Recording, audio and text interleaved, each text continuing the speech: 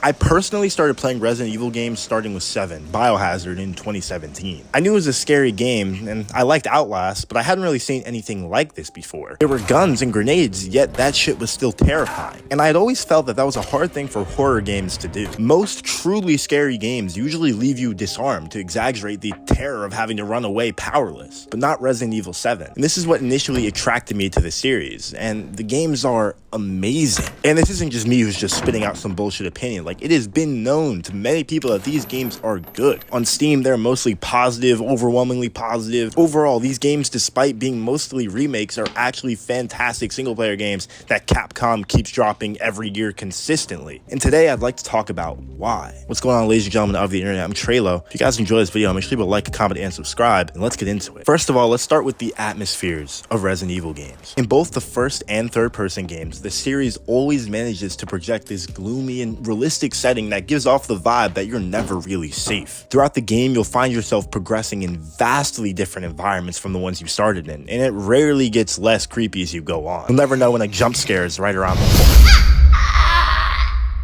The environments are also integrated into the story, which makes them memorable. Only by exploring the entire police department in Resident Evil 2 will you find the 3 medallions needed to get into the basement. You'll be going down these halls time and time again. Or how much you remember the family's house from Resident Evil 7 from constantly having to sneak around them when they came coming after you. The backtracking and having to open up new shortcuts and constantly returning to the same rooms almost reminds me of a Dark Souls game. Not to mention, every new installment since Resident Evil 7 has improved graphics significantly, and that only helps bring out the beauty and detail of these games. Few other single-player games immerse me in a world like Resident Evil. The stories in this game are personally why I keep coming back. Resident Evil games have always had a tendency to drop you in front of the most outlandish, abandoned voodoo-ass village in the fucking world and say explore, knowing damn well this will lead to a 20-hour campaign of bullshit. But that's why it's fun. There isn't really any guidance, but through understanding the story, you can follow basic logic and get through most of the game's puzzles and mysteries. It all unfolds smoothly, leaving you extremely unsatisfied when you finish an area or kill a boss that was holding you back from the next part of the game. The games also have pretty great stories, except Resident Evil 8. I'm not really sure what the fuck was going on there. There were big vampire females, werewolves, and shit, what the fuck was going on in that game, actually? The characters are fucking iconic too. Leon Kennedy, Chris Redfield, and they intertwine in the games, which only makes the series of games feel more connected. Resident Evil is obviously a universe with the same characters, and they do a great job in the remakes of bringing them back. Even though sometimes it really doesn't feel like Resident Evil, and this nigga Ethan is always dealing with some out-of-world bullshit. As if Mia didn't scar him enough, bro. How'd this man come back for another game? Generally, the stories start off pretty tame and realistic, but by the end of the game, it's usually closer to some Rick and Morty bullshit, to be honest. But it's still fucking sick, and it kind of makes the finales more exciting. It is Resident Evil after all, so I guess it is supposed to be crazy. But you'll always enjoy seeing these characters on screen. I think Resident Evil 2 and 7 had some of the best dialogue so far and the most interesting cutscenes.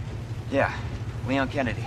You are? Resident Evil is not a game you want to skip cutscenes in. The looting systems. All the Resident Evil games feature this sort of classic inventory system. You can find items all around the game simply by just exploring. They could be behind locks or puzzles or just out in the open. This was so simple but added so much to the game, how you had to manage your inventory all throughout it, constantly making real-time decisions on what gear is more important than others. This, in combination with the crafting system and attachments for your weapons, made Resident Evil a pretty fun game to progress through in your playthrough. And there's even an item bank, which is a great quality of life feature, so you don't have to fucking choose between your 7 inventory slots. Resident Evil games, especially on harder difficulties, force a level of scarcity that you have to manage all the time. Not many games make you care this much about what you got going on. Bullets aren't everywhere, and if you run out, bro, it's not really that fun. You have to be reasonable about how you spend your resources, and you're often not working with a lot. When Mr. X is fucking coming at you full speed and you can't waste any ammo on him, you'll understand what I mean. Anyway, this also encourages additional exploration in the game. You're fiending for these fucking bullets, bro, so trust me, you'll walk through hell and back for 12 9mm bullets, man. In Resident Evil 4 now, they have melee combat, which I think helps with the depletion of bullets, but still, when half the fucking village is coming at you, what are you even supposed to do? But I think more single-player games should force your materials to be scarce. games. Which now brings me into the combat most people care about. To be honest, the combat isn't really anything out of this world in any of the Resident Evil games. Like I said, every game it got better, and every game there are new weapons, even though it's usually just, the pistol, the shotgun, the automatic weapon. But there's still a variety to choose from each game. What I think is more important is the enemies that you're actually fighting in Resident Evil. Even in the games that are just primarily zombies, there's still a ton of specials, bosses, and other bullshit that you're going to be fighting, man. The gore is good, the gunshots feel strong and have weight, and getting new weapons as you play is exciting, even though now you'll have to find ammo for those fucking weapons too. But finding weapons throughout the game reminds me of Doom, man. It's like really, really cool. And getting weapons throughout the game almost changes the entire experience for how you play. Once again, now in Resident Evil 4, we're seeing so many new ways to fight, from melee combat to knife combat and parrying. This is the type of shit I like to see. I think often the game forces you to switch weapons too. I mean, that's important. Sometimes if it's only one zombie, you can take him out with a couple shots or a knife, but if you have two fucking dogs on you, it might be better to just barrel stuff them bitches with a fucking 12 gauge. While Resident Evil 7 and 8 are more horror focused,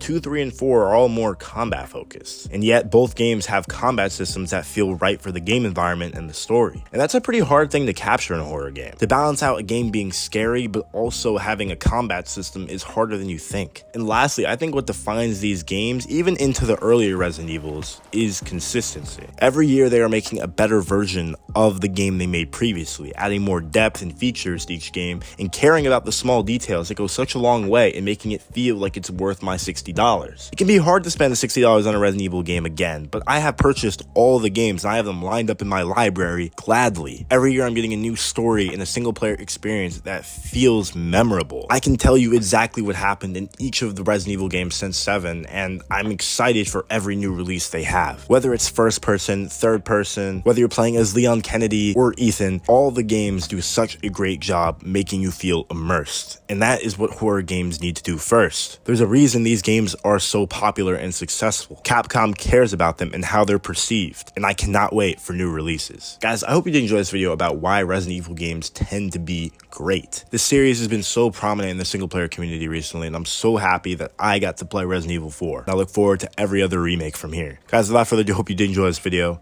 Let me know what your favorite Resident Evil game is down below. As always, I'm Treylo. I'll see you guys in the next one. Peace out.